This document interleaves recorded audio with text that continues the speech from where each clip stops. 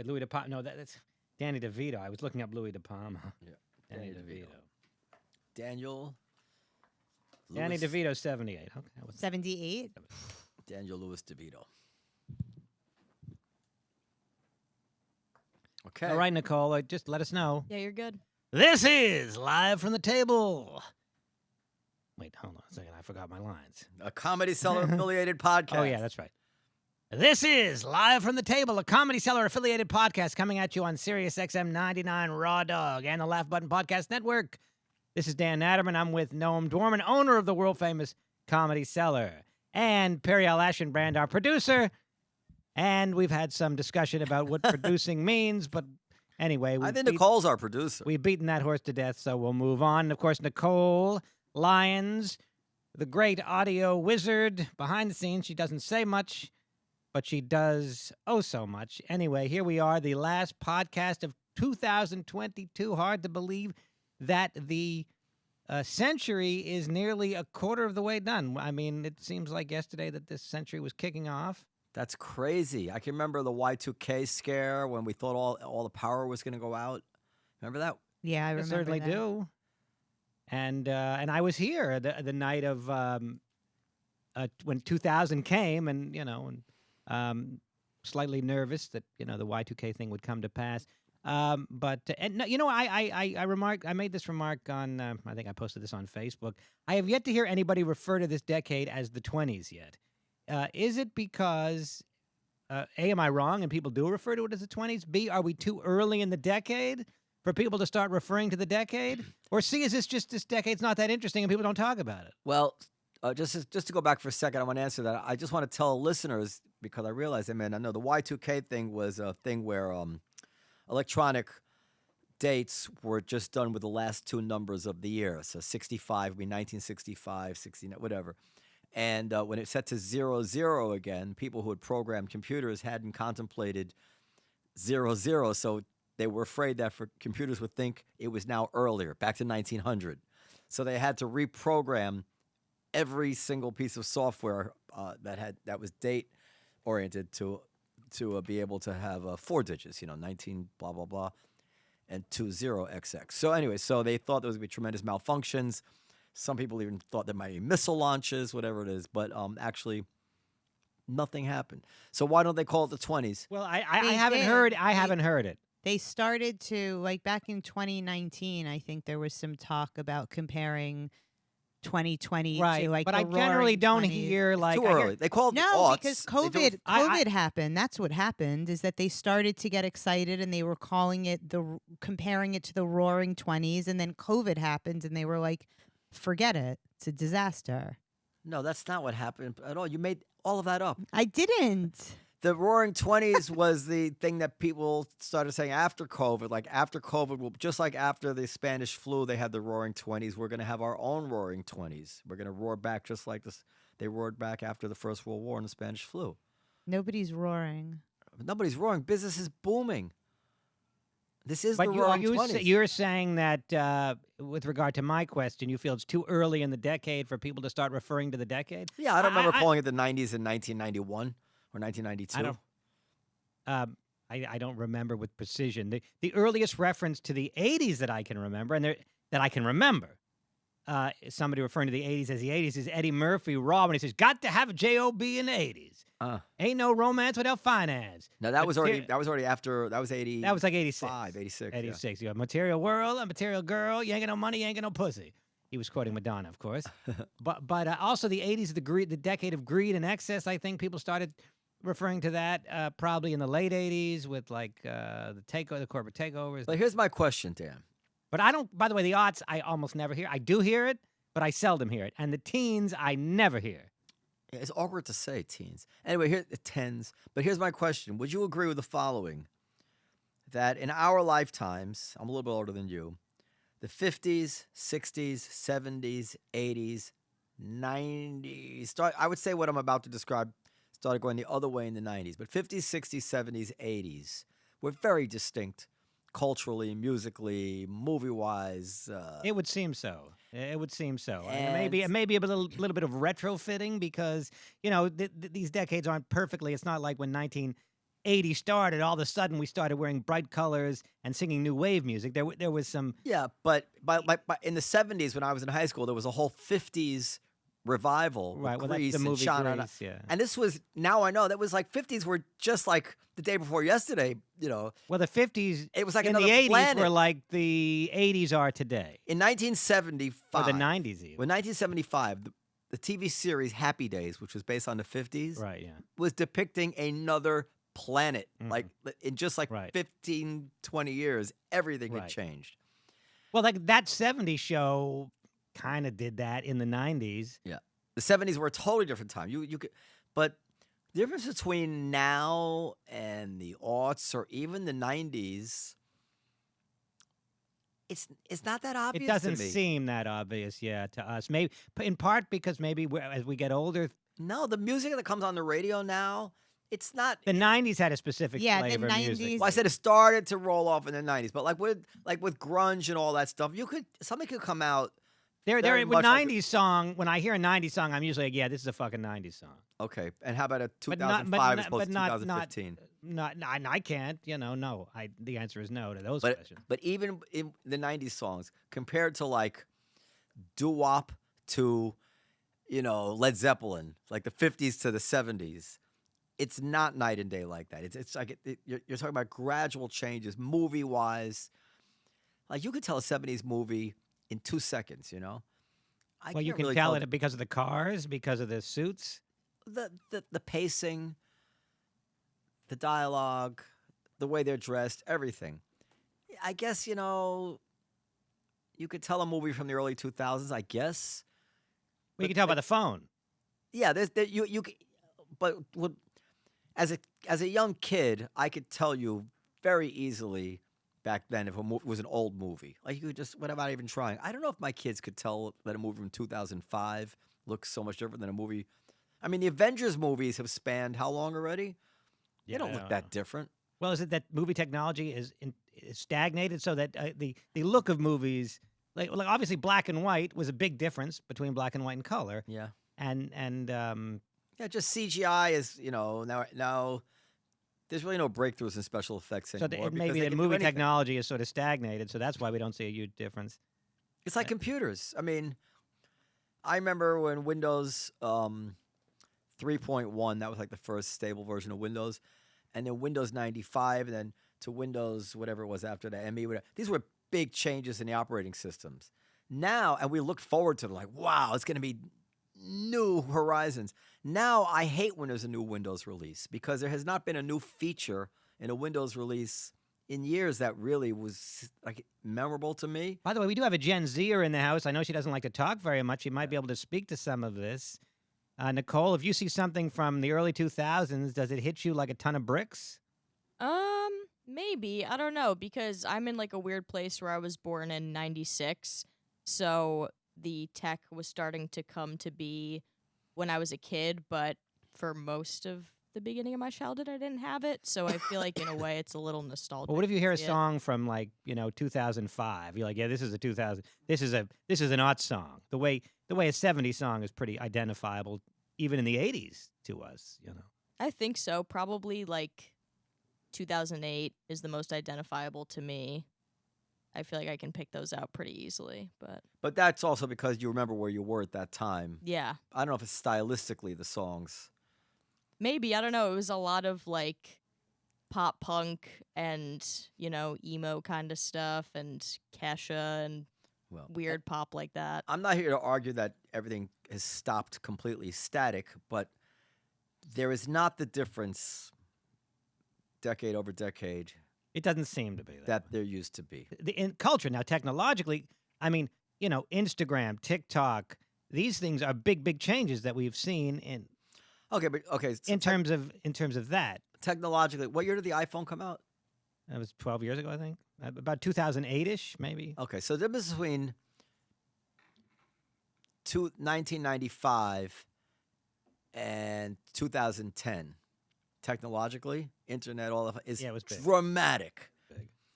The difference between 2010 and 2025 will not be is just simply not be as dramatic. And the last 10 years, I mean, with iPhone updates and the Android updates, it's just not that different, right?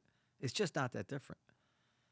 The breakthroughs are done. I mean, the everyday presence of social media is a big difference. Yeah. And I don't know when you could date that yeah, from. that's true. That's different. I mean, No, that's more recent. MySpace was, I guess, 2005, but I don't know that everybody was on it. No, that's more like the last 10 years. Yeah, And you're right. so, anyway. So we are entering, by the way, we're waiting on Tyler Fischer. He's coming. But we have a few minutes before he gets. He's a relatively new comedy seller. Yeah, comic, just I a think. few weeks. So, So let's talk about New Year's resolutions.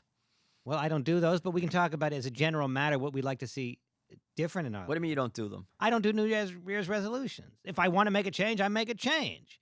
I look at the Make man that in the mirror, change. and but I wonder. I know Michael Jackson over the years made a few resolutions he didn't live up to. But well, I don't know if he even bothered to make those resolutions. He might have been quite happy with the way things were. I'm sure he tried. Anyway, what would you resolve should you be so inclined?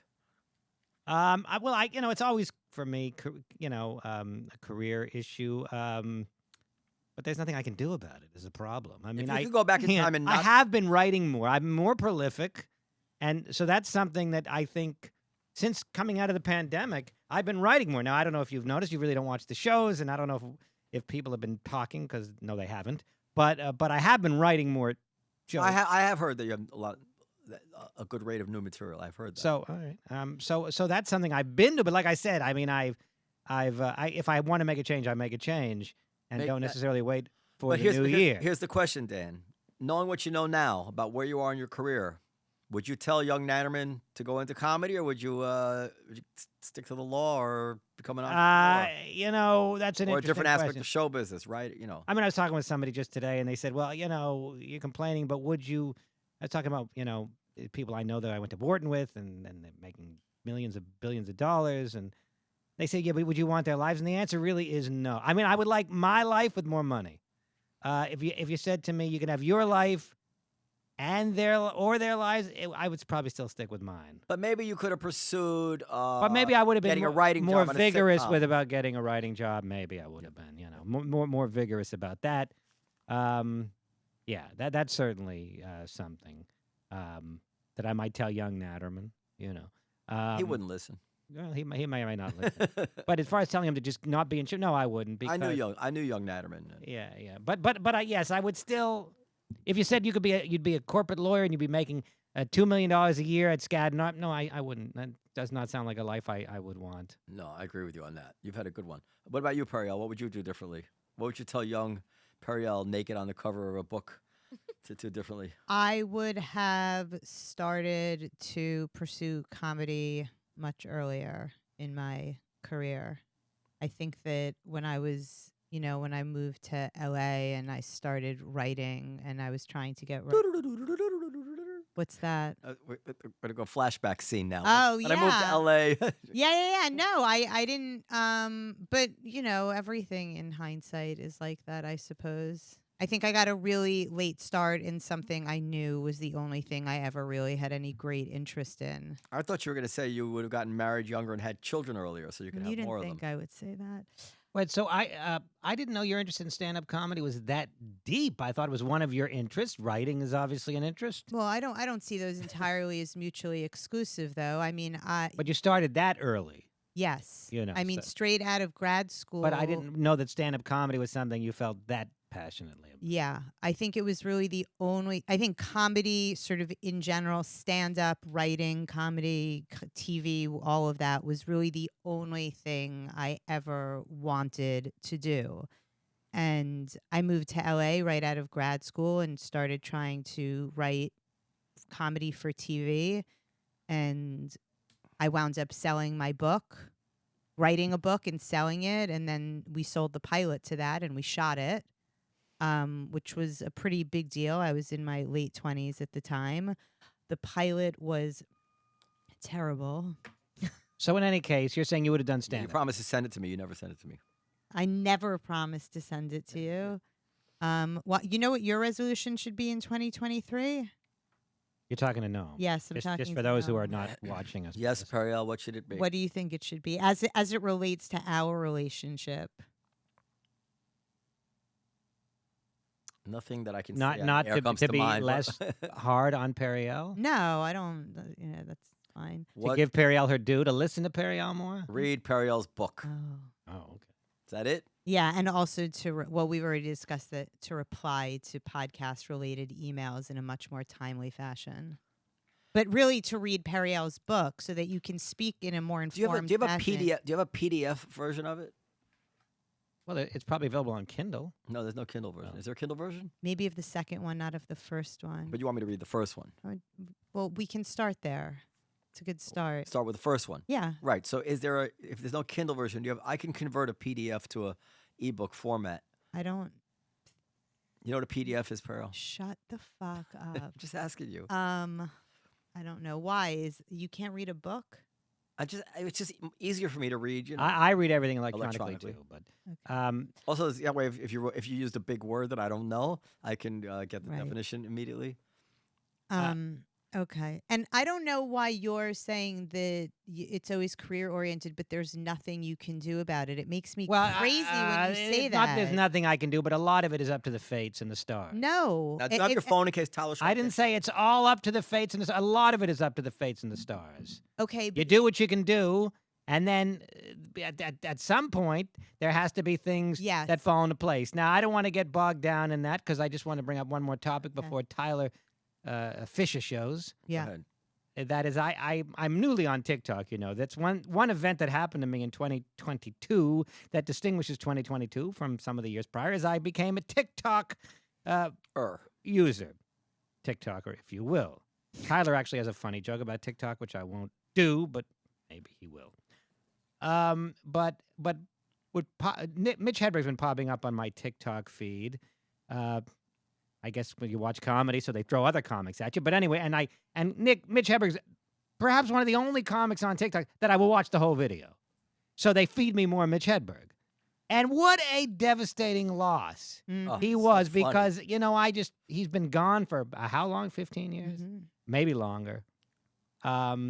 He just was a delight. Yeah. And that's all. I highlighted my hair last night. Some of them But- really deserve recognition. but it's not even. It's an example, and this is an analogy I've made before about lyrics and music.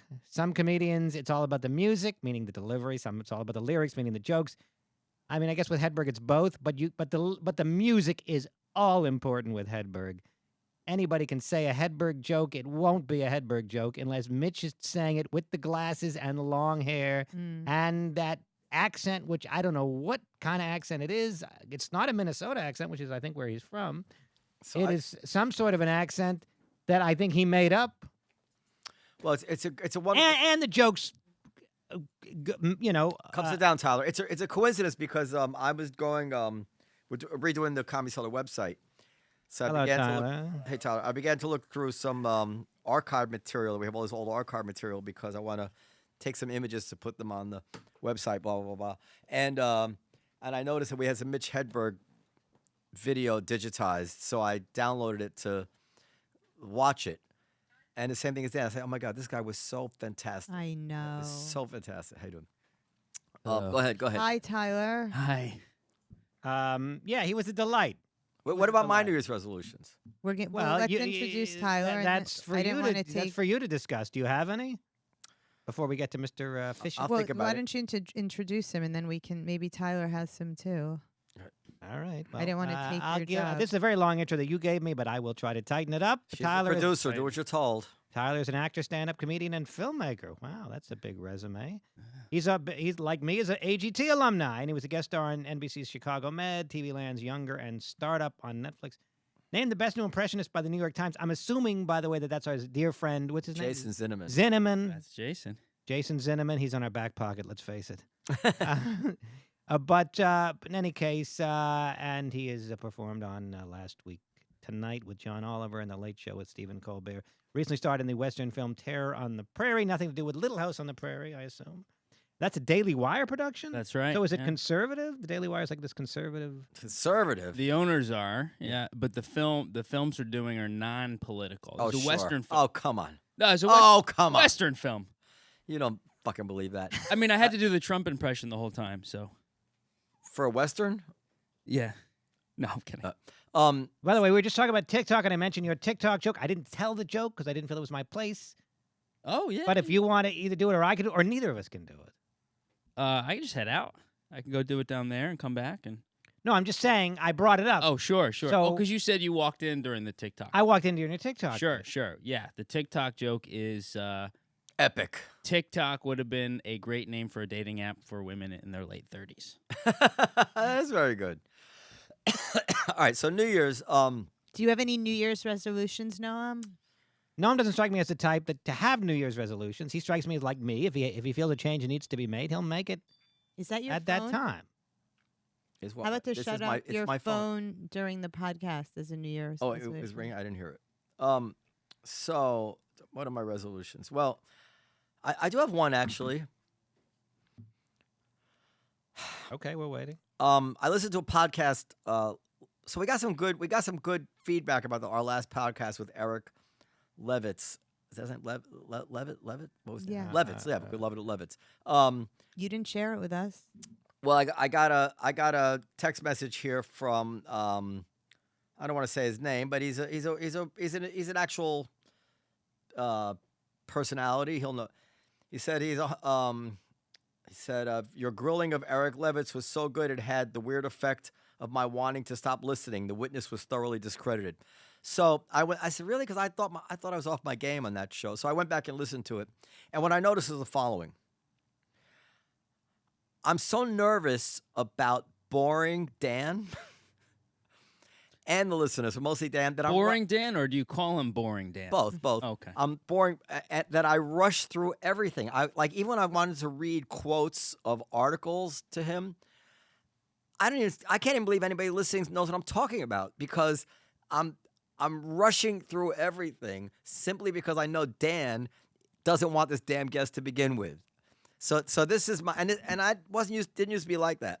So I resolve that I'm going to take my time, and you guys have to remind me when I'm not taking my time. I'm going to take my time and speak properly and have a normal conversation with people, and I'm going to read the research that I do, and if I can't find it immediately, as I hear other people doing other podcasts, they take a beat to get their papers in order, whatever it is, without their co-host taking out his phone and checking his email and huffing and puffing, whatever Well, that Dan I does. mean, okay, that's fine, but it sounds to me like your resolution is in direct conflict with my vision for 2023, which is which is to make the podcast more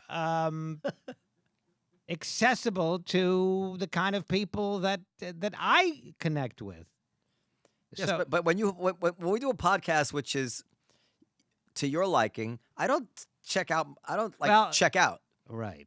Because that's the genius of Dan Naturman. He can make even stuff that's not your primary interest interesting to you. And for example, It's your genius, or it's not my I think that manners the last and podcast, professionalism. when I opened the discussion up more generally about Twitter and what would you do if you were CEO of Twitter, I think I struck a brilliant compromise between discussing freedom of speech and a conversation that literally anybody could enjoy. I may be wrong, and I don't know what this individual that sent you the email might not have been referring to that part of the podcast, but I felt that remember the part where I said, what would you do if you were CEO of Twitter? And you said, well, I would have, this would be my rule. I remember. I thought that was That was when things brilliant. really got, brilliant is a strong And then word, but I thought that then I opened the conversation to, we're talking about freedom of speech and we're talking about Twitter, but we're doing it in a way that everybody can relate to. So that's what I thought. But we do have Tyler Fischer here. Yeah. And so I don't want to talk about last week's podcast. Well, we've got Tyler Fischer right here. Now, Tyler Fischer, I don't know you. I've never met you, but I'm looking at you. I'm thinking Southern boy or Midwest. Yeah, it's fine. I have the look that can go either way. I could be, a hip barista, or I could be, leader of QAnon. Well, It depends on what people. You look wanna like see. someone Look like out the- of the cast of There Will Be Blood. Yeah, Like or it could have like been Daniel or Day-Lewis's like the brother. cover of a Kansas album. Sure. With like John Brown. I think it's John Brown. I don't know the It's name. that famous picture of John Brown. Yeah, I could just. It's just I just have to switch. You can the- go in the many voice. different ways. So Yeah. what milieu do you come from? What? I'm sorry. What milieu? What are your origins? You're not supposed to ask people those kind of things anymore. But No, like what part of the country? No, What's you his? said this wouldn't happen. What part of the country? You're from? Oh, Connecticut. Oh, but really? but Southern Connecticut, you know. Well, that's where I'm from. By the border, you know. The border It of was- what? New York? It was tough down there by the border. I'm from Stamford. Where are you from? I had to sneak Xanax in my boat shoes across state lines. I'm from New Haven. That's right. We had this discussion. We did. This Yeah, discussion. we already talked about this. But he looks like somebody that could be like, yeah, like you said, you know. Well, that's how I got in this Western film. Yeah. They just saw me on Instagram and got an audition. and is this a real big? But they also like your politics because you are. I don't know. Like conservatives don't want to be called conservative anymore because, you know, it's because liberals have done such a good job of stigmatizing it. But you are heterodox. Like you're not. You know. I don't know. You're more Team Musk I'm than actually you are. not really political at all. What are you talking about? You're out there doing No, videos about you know making fun of that trans woman who that has Joe nothing Biden. to do with politics. That I'm Oh, in your mind it does. no. well, no, but in reality it doesn't. People like to say everything's political, but there's no. I do impressions of everybody, so I just saw somebody. I was like, oh, that'd be a fun impression to do. No, you're not. You're bullshitting now. No, I'm Are you telling me that bit that you did doesn't reflect your actual well, what's the bit leanings he's- about that no, issue? No, because I mean, like I said, we talked about this, but I was raised by two men. I have a gay dad, and so I was raised in that sort of. I'm not saying you're anti-trans. Sure, but well, all right, because then what's political about it? You think that? Well, could you just let me in on what the impression is? 'Cause You tell him. Oh, sure. Which is how we met, which is really funny because I've been doing stand up in New York for 15 years. I'm but- totally wrong So- about this some- guy. Like I thought somebody- he'd be like a. He's from two gay guys. Yeah. Well, no, I was raised very Who carried the baby? liberal, left leaning. All right, so my dad came out when I was 7. Came out as racist, and then he came out 2 years later as gay, as a cover, I think, for it. So he got he left my mom, and so he got married to a man. So I was raised by my dad and another guy, and then sometimes by my mom and her new husband. You know, very, very left leaning family. But you're more of a centrist now, you would say. No, he's saying he's not really political. I'm not political. Okay, I don't, so wait, I wait. mean, I really know nothing about politics. So what's at this all. thing that Noam's talking about? You do an impression of? Oh, I did an impression of there's a Dylan Mulvaney. It's he was a gay guy who then said he identified as a woman, and he does days of girlhood. So he does videos like, this is my first day as a girl, and so I ate all this ice cream, and I yelled at a guy, and I spent all this money on dresses. Some people love it, and some women think that it's like an erasure of erasing actual femininity. And so I just did an impression of it. Well, he because- has this video where he has his bulge. She's wearing very tight pants, and you can Well, Tyler is a he, so you can say he. Well, Dylan, the actual- Dylan. the oh, there's a actual- real video. the real video. Yeah. She has, Huge, but like just she's- met the president. Yeah, she's wearing really tight pants, and you can see her pee-pee. And she does this whole like monologue about it, like and she says at the end, she goes, and I just decided we have to normalize the bulge. Women having bulges. Is So he was Dylan making fun of actually that. trans? Yeah. Okay. As far as I. But this is like a whole movement in the trans world. to normalize the bulge. Yes. Yeah.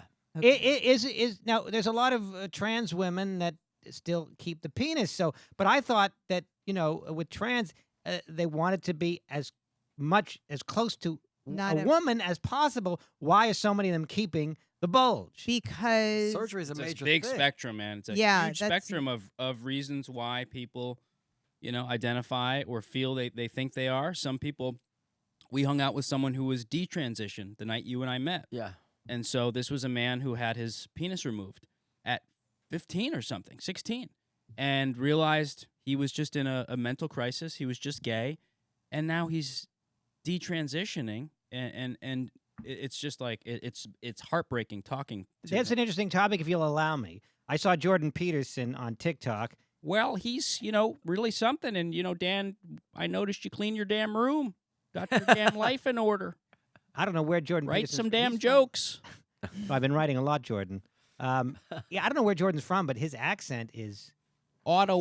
Canada. Oh. Yeah, but I know a lot of my family's Canadian. None of these people talk like that. Yeah. I don't know any Canadians that talk as Canadian. Well, his as Jordan dad's Peterson. from Ottawa. His mom is a frog. And, well, that's what you get. You get a little Kermit and a little bit of a boot. So go ahead, Dan. Jordan. So Jordan was talking about children that are minors getting surgery. gender affirmation surgery. Sure. And in the strongest possible terms, condemning it as perhaps the greatest evil being committed in society today. Do you think there's ever a situation where a minor getting gender affirmation surgery is the appropriate course of action? Asking me? I'm asking the No. table. No. I would say it's too big because I've met so many people that regret it, and it's again, you have to talk to someone who says, I was 14, I was confused. People just were feeding me this stuff and encouraging me and saying, you have this feeling, go with it. And then they cut their genitals off, and now they can't have kids, they can't right. reproduce, they can't. Those people regret it, but Dan's asking about Should you ever? Can you imagine about a scenario? situations where people, Can you there are imagine people a who don't- There are people who don't regret it. But not Would you have begrudged? Sure. but not them regretting having it is not sufficient. It has to be a situation where not giving gender affirmation to the minor would have devastating consequences. I think that's the case for certain people. So my opinion on it is this. Of course, I don't know. What the hell do I know about this? Well, let's say you have a kid. You But- do have kids, right? I didn't get my opinion out. Hold on. Okay. But what I do know is that anytime something becomes so politicized and that the correct quote opinion is so pressured, it's very dangerous to trust it. And there's no question now, we know this, there's plenty of evidence of it, that any doctor who feels not quite in step with the current, conventional wisdom on this issue risks his career for him to come out and say it. So I would be very, very, very cautious if I were a parent taking any advice on this, and that's what's scary about it. And by the way, this dovetails with this guy, Jason Furman. We had this economist, Jason Furman, on. We got covered in the Wall Street Journal for this. I didn't even realize we did, because he admitted that actually many academic, I think he said most academic. Well, because that's obsessive compulsive. It has nothing to do with you. That's my obsessive compulsive disorder to check my text. Most academic economists felt that the $1.8 trillion government bailout or government whatever it was too much money and would cause inflation, but they were afraid to say so they kept quiet.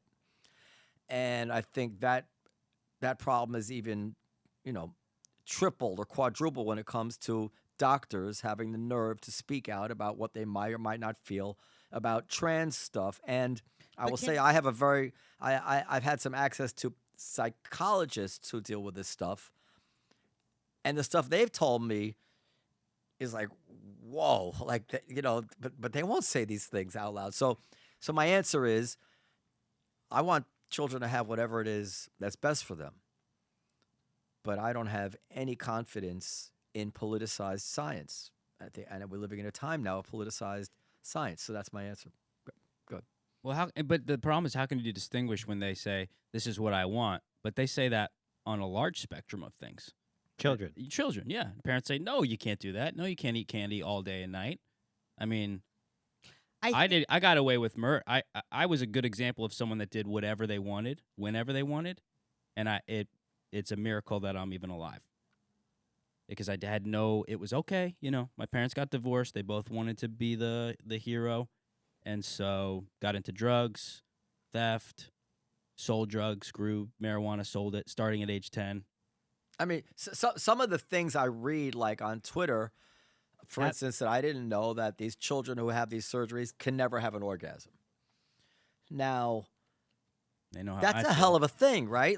And I don't think that's a hell of a thing is something Jordan Peterson would say. Yeah. No, that's a hell of a thing. Well, and That's not as good an impression as yours, but you get the idea. Do you think all the parents who authorized that's a this hell stuff of a thing, isn't it? even understood that? So like maybe it wouldn't surprise me, it wouldn't shock me to find out that one of the reasons trans women choose not to have the surgery is that this is a compromise. Yeah, they'd prefer to not have a dick, but they're not going to have a real vagina. It's going to be some reconstructed, essentially cosmetic vagina, but at least they can still get off.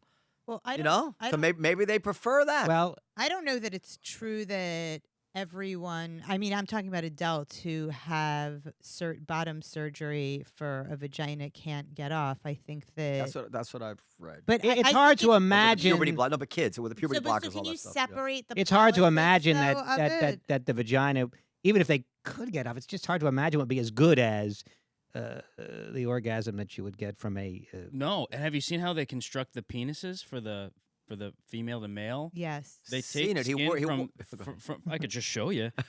Well, I wanted leg extension surgery, and I thought it was called bottom surgery, and so I had some stuff removed by accident. They but use something from the arm. Yeah. they take skin from the arm, they construct this penis, and But that surgery we know is not as sophisticated as male to female. Reconstructing a penis is more difficult medically and scientifically than the other. Mhm. But can you separate the politics of it? I mean, but what? Yeah, back to the politics. What's political about talking about it? That's because I don't. It's I just become. don't It's like COVID became political. Like but it's not. But it has the facade of being political, but I refuse to say that it actually is, because people say all the time, "You're so political because you do this and that." But as a comedian, I feel like Look- if I'm afraid to make fun of one thing, that's a slippery slope. So sometimes I just go, "I'm going to make fun of this because I'm afraid to," and I listen. I tend to agree with you that many things shouldn't be political. I mean, you can say the same even about economic Global policy. warming. Does it?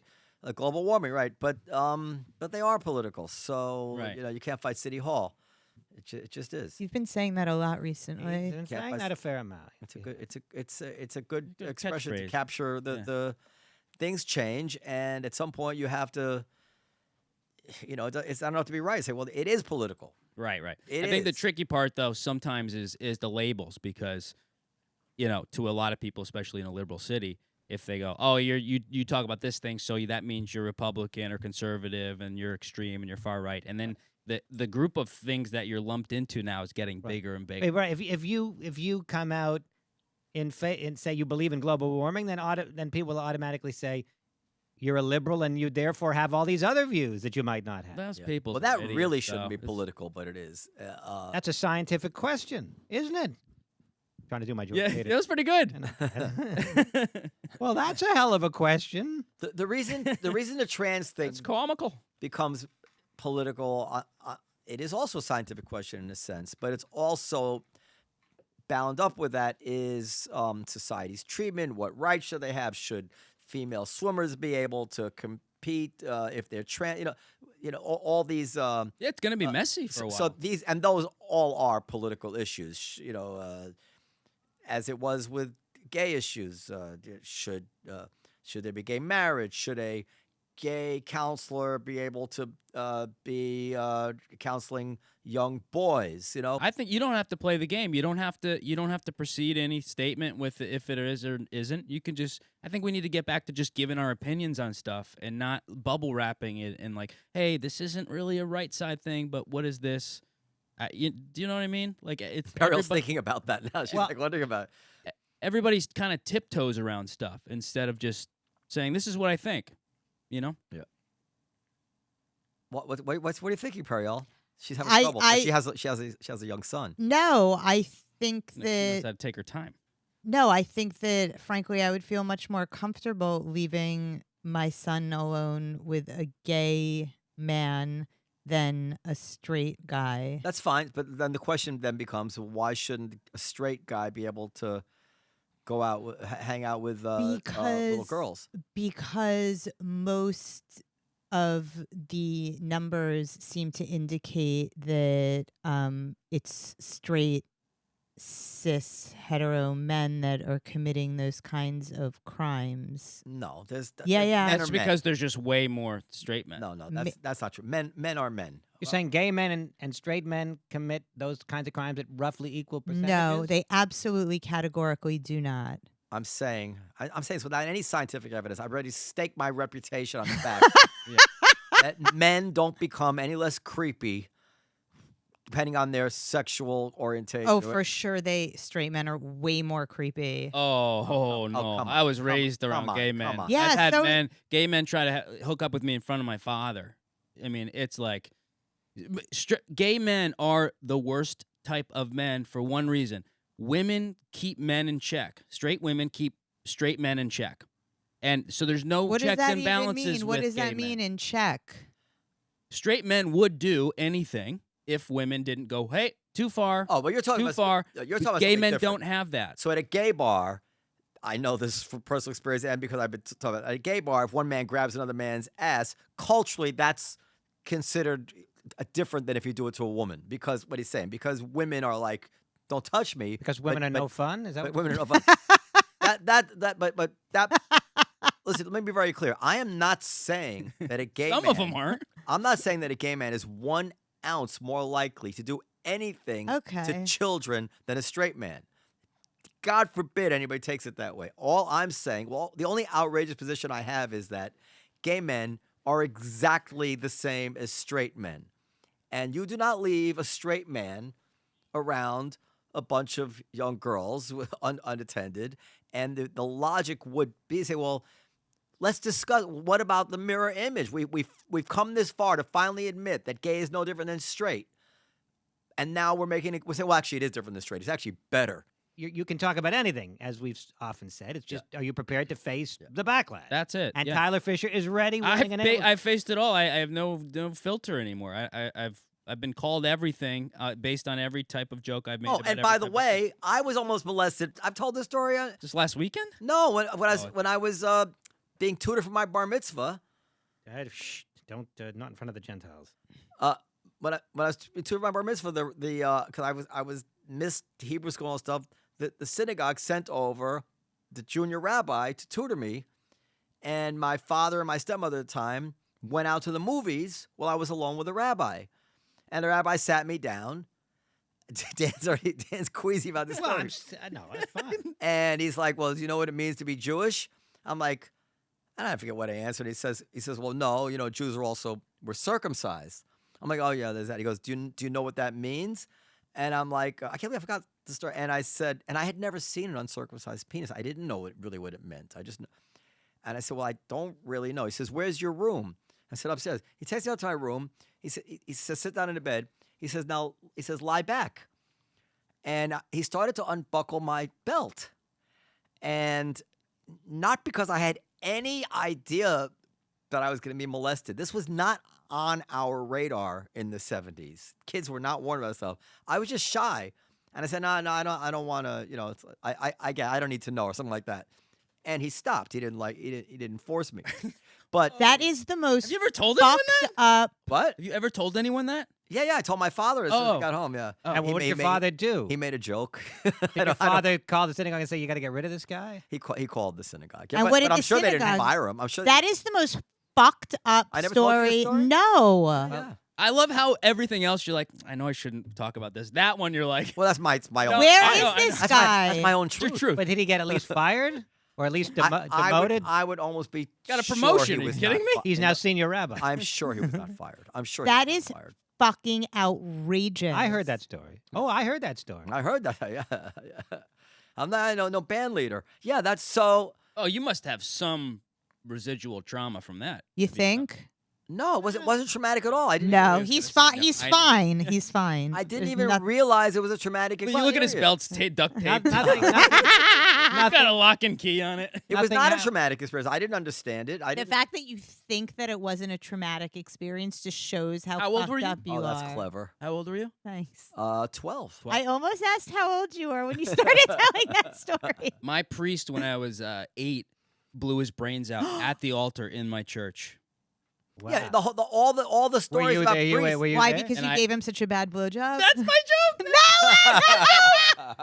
That's my joke. Periel, all the stories about priests belie what you just said about. No. This is- The reason why I'm sitting here all crinkled up and thinking is because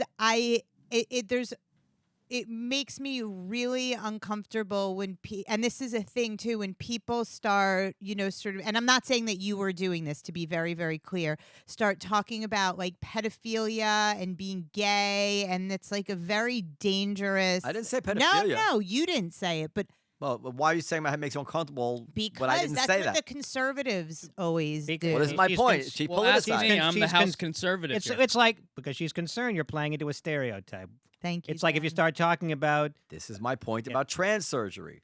People, it becomes politicized, and people and doctors even feel tremendous pressure to say the correct thing. Well, you don't know. We don't know the statistics of how many, let's say, priests or rabbis actually did abuse children.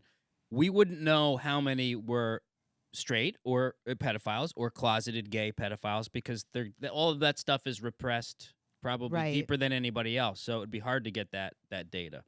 But that data would be very telling. I mean, I think in general, Wait a the second. lessons of history is that we shouldn't leave children alone with a single adult. There should be two. I was a babysitter for you 7 shouldn't have been. You years. shouldn't have been. well. Here's the thing. It did start to switch, and male babysitters became in high demand in Brooklyn. I think maybe as things were getting more dangerous, because you're out in the streets. So even though I'm the size of a child, you see me from the back. you think I'm Why? 12. But the number of adults who are actually pedophiles, like why is probably so minuscule. I'm not talking really. about pedophiles. But in order to want to have sex with a child, I'm like talking about 13, 14, 15-year-old, well, there, 16-year-old kids. well, there's a huge difference between 13 and 16 for starters, right? Not maybe in boys, not so much in girls. Some 13-year-old girls could look 21. That rabbi probably molested so many kids. Maybe he molested my priest, and then my priest killed himself. That's such a good joke, by the way. I don't know. The one that you finished, Yeah, the blowjob one. Well, yeah, because Periel's patting herself Jamie on the- Foxx became a fan of mine from that joke. it's so. I don't know how funny. he found it, but he left me a voice message. Oh, Wait, Oh, so yeah? can you tell the whole thing? I'm sorry, I didn't know it was a joke. Well, I would. no, it's no one's ever finished it. Basically I tell the story on stage, but I say my priest blew his brains out, and it's something that's haunted me, my whole life. And sometimes I'm like, damn, were my blowjobs that bad? Yeah, that's By the way, basically I'm what- feeling very guilty. Like, Jamie Kirchick is a good friend of this show, and he's a good friend of mine. And it would break my heart if he thought I said anything wrong. I'm not, God forbid, advocating anything. Who's that? here. He's a friend of a member of the LGBT community. That's a friend of Noam. He He's wrote an he wrote a book author. about gay Washington. Washington, and But what would he find conflict? I don't know. I'm going to email him.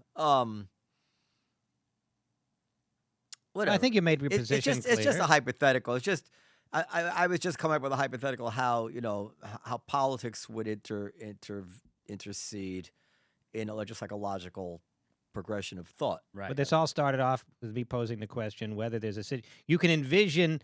Well, can you even envision hypothetically a realistic situation where you would think, okay, surgery for a 16-year-old, gender affirmation surgery for a 16-year-old would be the appropriate course of action? Do you think that I don't know enough about it, but if I were in that situation, if one of my children were trans or expressed that they were trans, I would have to take a deep dive into all the research and want to speak to either them myself, the researchers myself, and perhaps I would come to the conclusion they should have the surgery. I don't know. They're doing the opposite now. They're affirming it. And in Canada, this is what Jordan was fighting. That's why he got famous. He was fighting against. Now you sound a little bit too much like a supporter when you start using the first name. Oh, I love Jordan Peterson. I love him. Okay, he was here? He was. at the He cellar. came He to was the at the show. cellar. Yeah. Was he here to see you?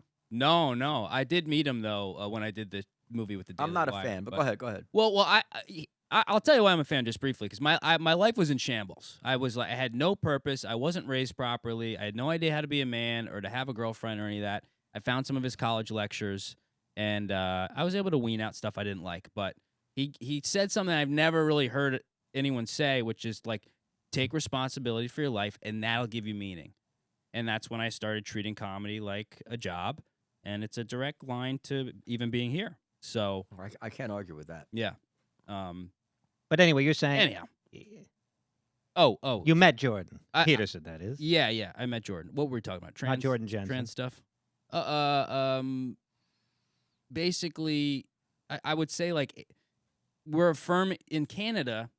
I think there's a law now, or it's becoming a law that you have to start by affirming. If I'm 15 and I say I'm trans, they have to start there and agree with it.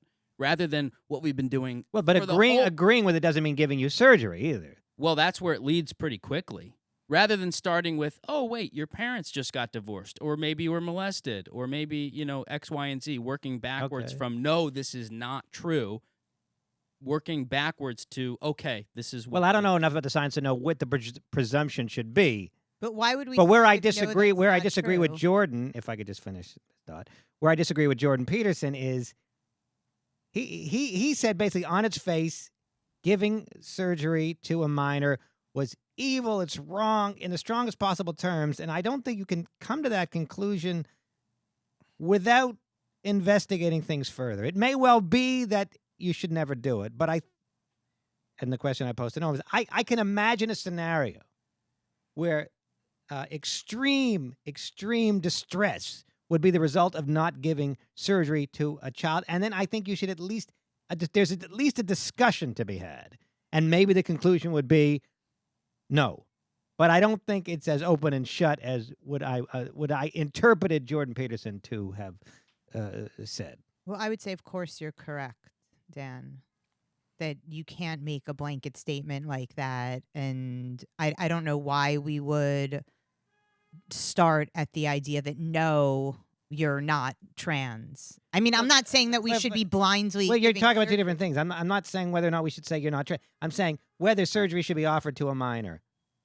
That's the issue I'm And I think addressing. And that the that's and the and case and, by and, case. and, Can I tell you another? and it may well be that you should never give surgery to a minor, but I don't think without investigating it and the psychological potential consequences, you can come to that conclusion. Can I tell you another story? It's kind of related to all this. When I used to pick up my daughter Mila at the JCC from swimming, I was often the only dad there, and the after swimming, the little, you talk about 3-4-year-old girls, they're changing out of their bathing suits, right? They're naked. The moms did not want me in the room. It's like, they do. I'd have to take Mila privately to change her out of her bathing suit. When it's a little boy swimming, of course, there's all the moms in there, thing. So now I agree with There might that. be something to that. Yeah, I agree with that in a certain way.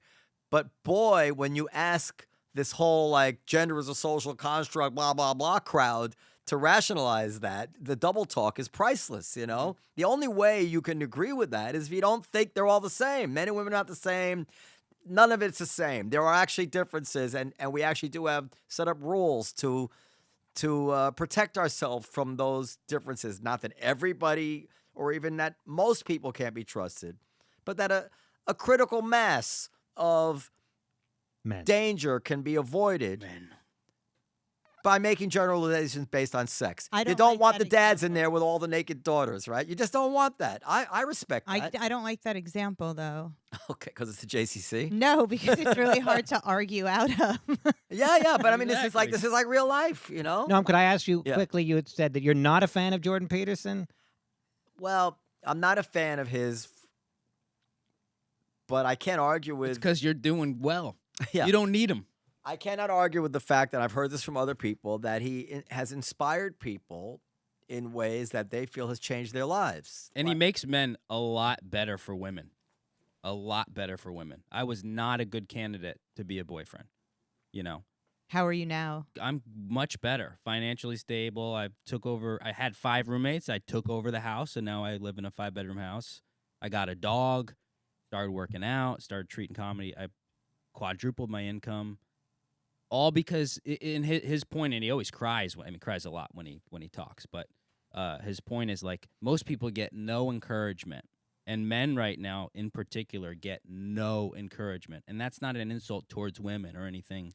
Saying women shouldn't be lifted up in the way they have been, but it's gone really far to the point where when men are mostly discouraged for any stance of accomplishment or what would be seen as power. And so I started to like really feminize myself, and women don't like that. And comedy clubs or wherever, it's not a attractive look for most men. Well, you were going to ask my problem with Jordan Peterson. I guess that would be the logical follow-up question. So I years ago I tried to read his one of his first books or his first book. It has a number in it. 12 Rules for Life. 12 Rules for Life. And I found it to be kind of self-helpish, Tony Robbins-ish, salesy. And that turned me off. It reminded me of that Columbo episode. I don't know if you ever saw it, but with the self-help guy with the Dobermans. No. Yeah, just like this is a particular type of,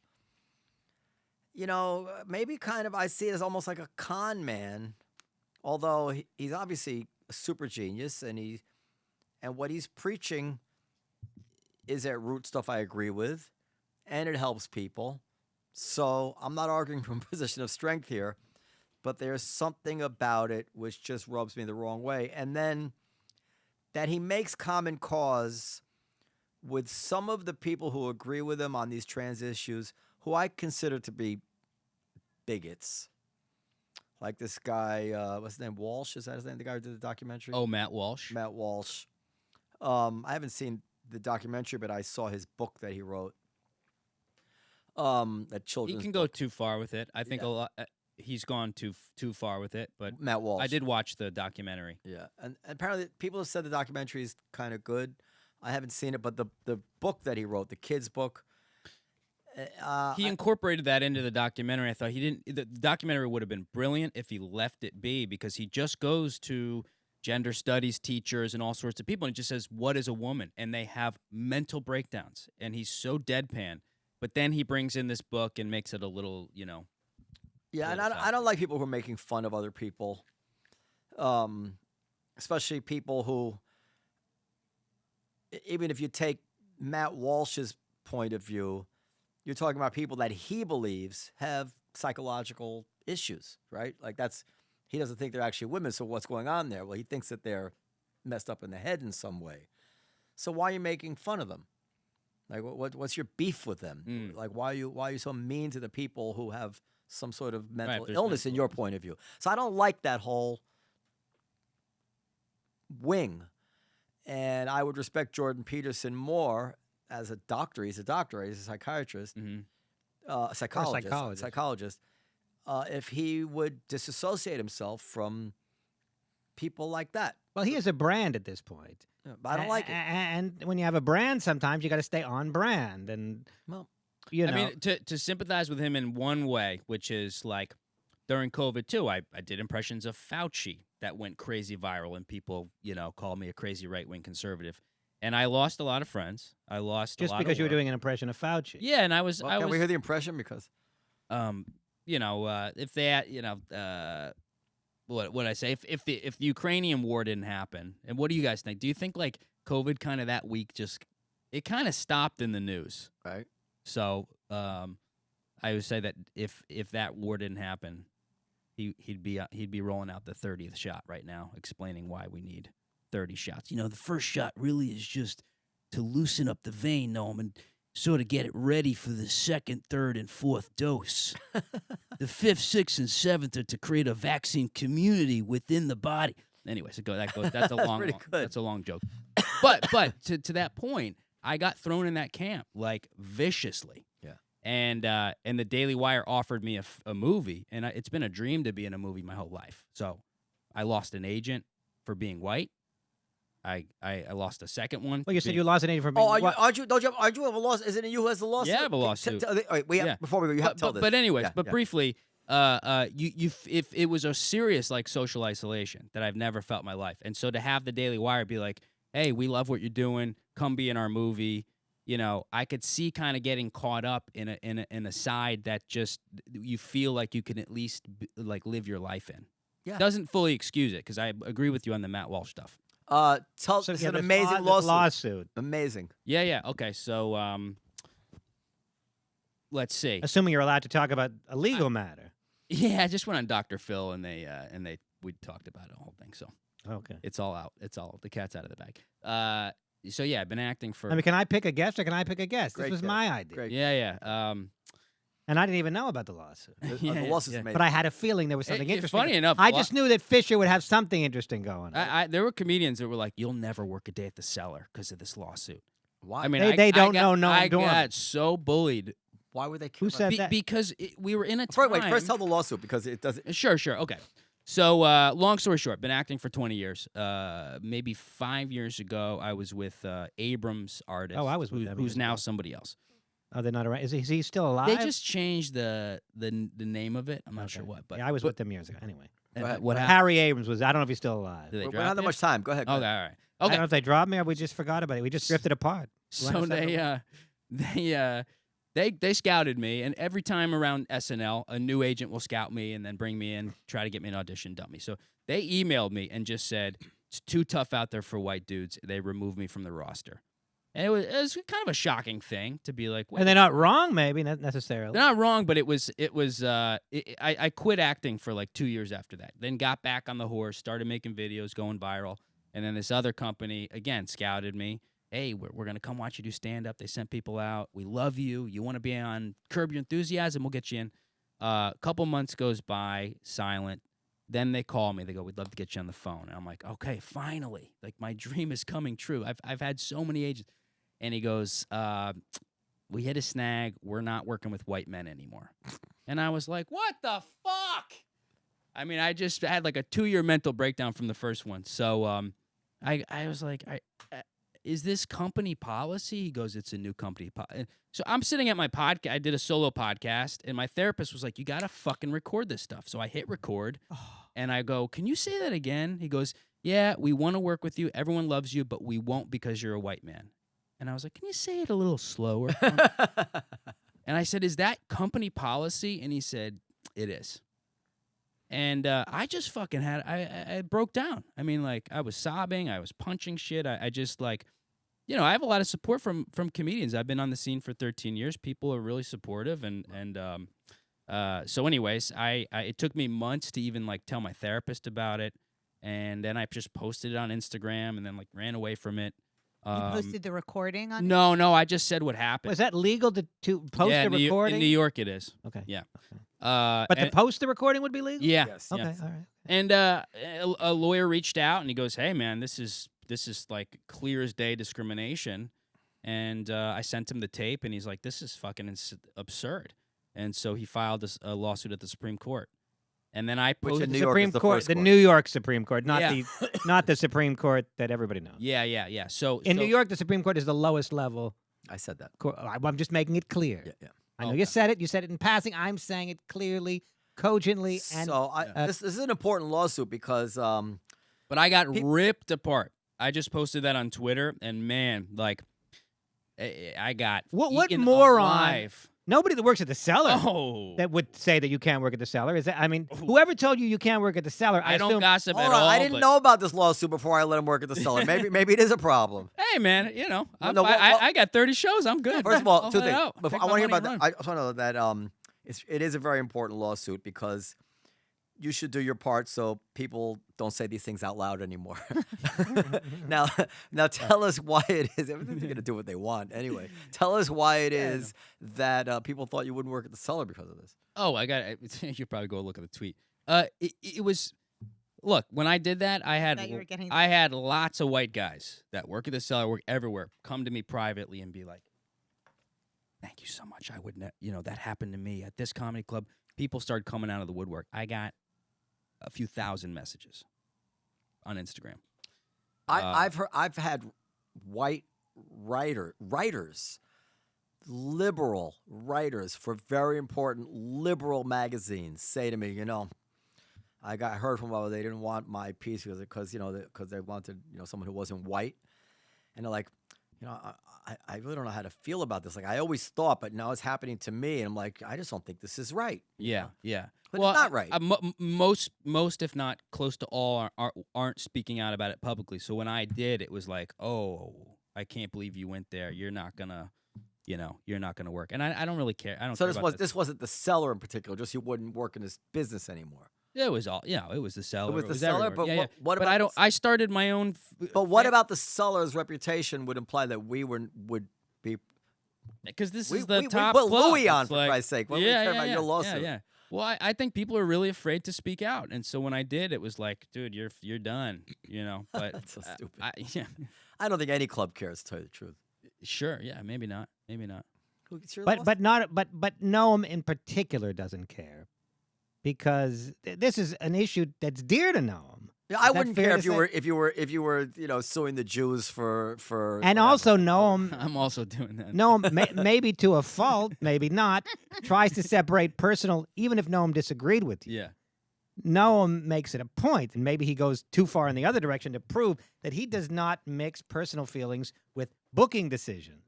Anybody very has a right rare. To, anybody That's has a right very to rare. a lawsuit.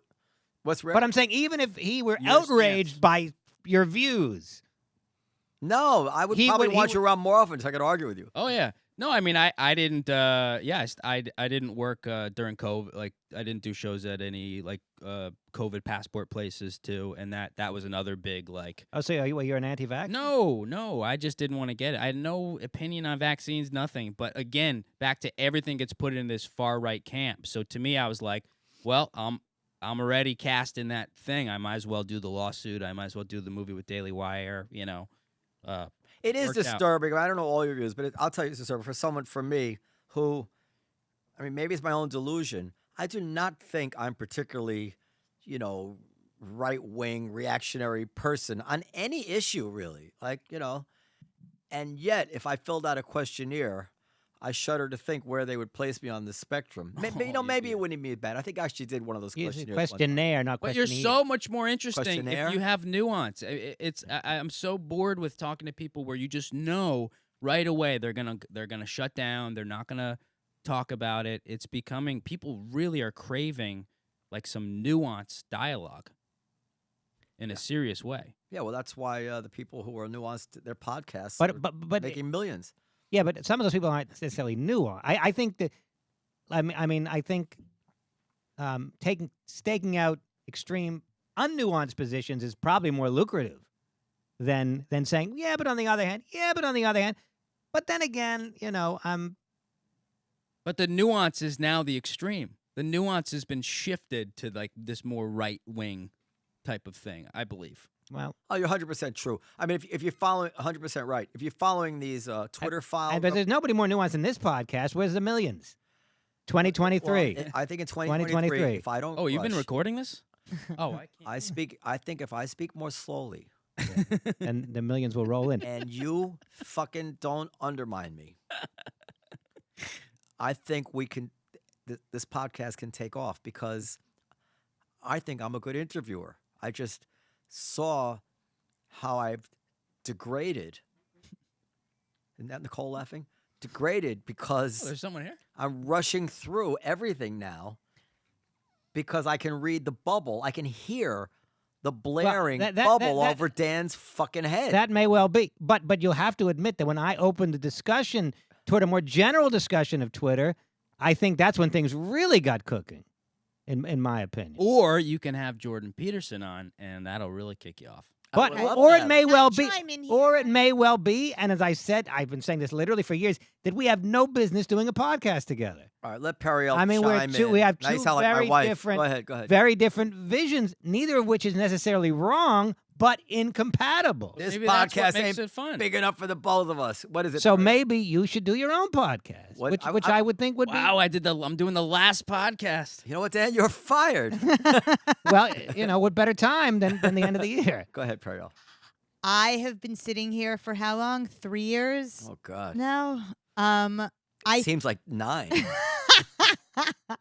I think that I don't think that that's a wholly bad thing that you're aware of keeping Dan on his toes, because Dan is a good representative sample of a balance between something that is extremely particular. No, if you listen to that podcast I did with Eric Levitt, I am I rushing. didn't finish my sentence. Let the woman finish. Go ahead. I'm No, sorry. no, I- please, I- by all means. Go ahead, finish. Your I think show. I try. I get your point, but go ahead. I look to Nicole as I love that. I already understand what you're saying. Continue. And it sucks. look. It may be that there is a demographic that wants to hear all of Noam's details, his research. And there might be tens, maybe hundreds of thousands of people in that category. I don't think we're going to find them on Raw Dog. We're not just on Raw. on Dog, Raw Dog? man. And we are. Oh, nice. And if we want to find or a podcast, Yes, we got renewed yet again. well, Yeah. No, listen. Can I? or finish? like the laugh button, or We might have the longest running show on Sirius Radio, except for Howard Stern at this point. Dan, anybody can tune in. Like it's well, not, then then how do we target the demographic that's going to sit there and listen to Noam rattling off details that I don't even understand? I went to law school and I don't know what the fuck he's talking Yeah, you about. went to Fordham. Fair enough. Fair enough. You got to just start doing impressions. But don't let me Just start. switch it up every don't time. let me even bring up Tufts. yeah, I thought you went to Tufts. No, oh no, he went to Tufts. I was an You went undergrad. to So Wharton. you were about the undergrad. You were about to, but I didn't I do think well. Penn is top 5 now. You Because were I about- didn't do well. You were about to say something I think very profound, very interesting, and very insightful about my genius. Go ahead. Go ahead. Then we got to go. I just think that, the two of you have really got to find a happy medium, which I do think that, somebody like Tyler represents a very good example of. He'd make a great co-host. I can talk like Ben Shapiro and just do it as fast as you want. We can really get these stories out as fast as we want. Stop. I This hate impression is brought them. to you by ExpressVPN. That's another guy. Use Now, code Ben for the 50% way- off. I much prefer Jordan Peterson to Ben Shapiro. Ugh. I don't like him. I like some of what he says, but I listen to Ben Shapiro more than I like to admit, just because he covers a lot of ground very quickly, like on a ride in. Really quick. Yeah, I like that he's concise. I don't know. I don't like him either. Appalling. On Both- some, Okay, on some so issues, you just he hate is. Jews. Just admit you hate Jews. Right. On some issues, he's appalling. Appalling. On other issues, He's appalling. But you don't get. It's like you well. just For instance, know he gave a Have very you how much have you listened to him? enough to know that he makes me sick. You've listened to one of his ad reads. No, all his stuff about like gay people and trans is so hateful and disgusting. He gave a very, very impassioned defense of America's defense of Ukraine the other day on this show that I thought was the best rendition of that argument that I had heard or read anywhere. It was very good. He can be very good. He's very smart. Nobody's saying he's not smart or that that's not good. I just think that those other things make it really Right, difficult but to that's not swallow. enough of a reason for me not to listen to somebody. Okay. You know. Okay, I think for 2023 we need to really up our social media. if presence. no I'm more- hiring a clip person for the Comedy Cellar in general. will that apply to this How do you get the podcast? tapes on these shows? Yes, What Liz. shows? Yes, Liz? Liz. Okay. Well, you have to work here for like 2 years first. Okay. Yes, Liz. But And- your tapes? Yeah, can I? Is it too soon to ask for tapes? No, I'm kidding. Some people are like, "Don't ask for the tapes," but the same I- idiots that told you you'd never work here Dude, again. everyone's got different rules. If you knew the different rules people come up You with, can I'm ask. like, what the That's fuck? are you ridiculous. talking- The only reason we do the tapes is so comedians People are can like, get them. don't drink tea at the Medulla Street place. You'll get fined. I'm like, what the fuck? You can actually in the underground. You can just tell the engineer, "Can you record my set?" And he can actually record it for you and email it to you right then. We actually have it's amazing. But if you don't tell him prior to going on, oh, okay. you can tell Liz, and they have to edit it out. But in the last 6 months ago, I put in a new computer there, which is supposed to simply be able to make ad hoc recordings of comedians. Just if the comedian asks the engineer, Okay. he can press record right before you go on, stop the file right when you get off, and we have very high speed internet here. Oh, We have like the same stealth internet. It's like 1 gigabyte up and down. So we can email very large files, or you can, obviously use a Google Drive or whatever, but Great. very high speed. Oh, amazing. You can, by the way, normally it will come with a timestamp. I always ask for no timestamp, if you please. You may not care about the timestamp. Oh, sure. I don't Oh, like yeah, the yeah, timestamp. Yeah. I don't know how big a difference it makes in terms of whether it goes viral or not. I don't Yeah, know, yeah, but yeah. it's It doesn't obviously matter, but looks the better. timestamp is there Okay, for security okay. because I like to keep track of if for some reason some file in an unauthorized way got somewhere that the comedian didn't want. Sure. I want the timestamp on it, unless the comedian is ready to take the risk. There's no, not that it's ever happened, because I want to be able to trace it down to exactly when that file was given out and who was given out to, so then we can actually maybe go back and find out how exactly it got out. Okay. Smart. Okay, I want to call a meeting of the three of us before we proceed into 2023. Can we record? Can we do it? Can we record it for a podcast? Yeah, we can. That's But great. also, don't you think you should have told us Maximize that the you're content. getting a clip person for the podcast? Don't you Well, think he's that getting a that- clip person in general. for the, but- for the yeah, comedy seller. for the But comedy. why don't? But he said also it applies to us. The truth of the matter is, the hardest part about getting the clip is finding a good clip. The actual cutting and editing I can do, and it's not that tough. What's tough is sitting through the podcast and figuring out how to get a 30-second clip or a because sometimes somebody will say something funny that references something that happened 20 minutes ago.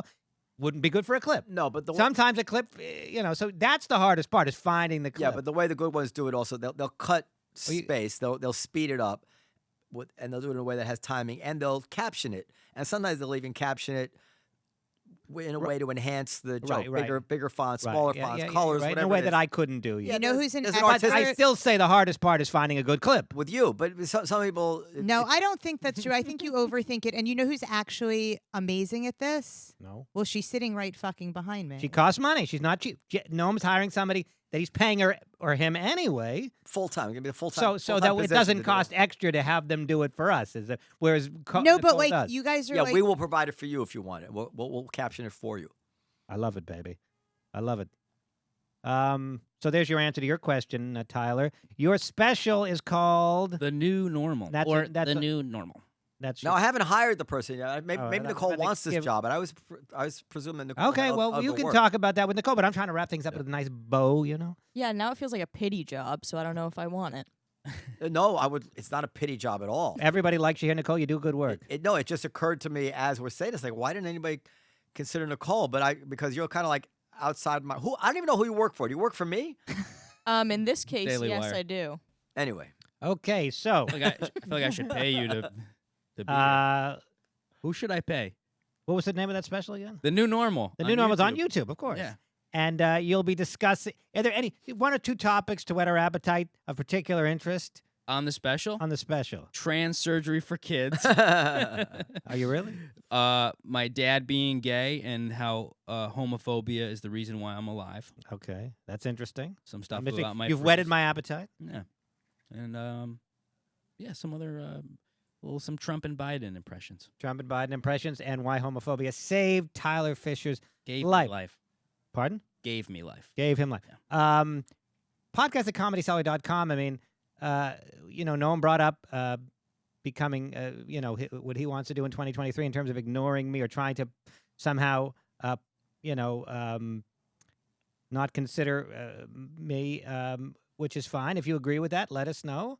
If you disagree, is that really how you're going to characterize what I said? well, no, just say like I'm looking at the bubble above Dan's head, and I'm I not got to going to let you ignore push that. me around. I'm not going to rush through my Okay. my interviews anymore. If you agree that that would be a good thing for the podcast, please let us know. We ask you this all the fucking time. You don't write in. Let us know what we can do to improve the podcast. If you want me out, I'll leave. Let me know. And I'd be happy to And Tyler can slide slide in. right in. Slide right in. Right, I could do it as Bill Burr sometime, whatever the fuck you want. Oh, that's right? a good burr. That's a good burr. Fucking brutal. And oh, that's a good burr.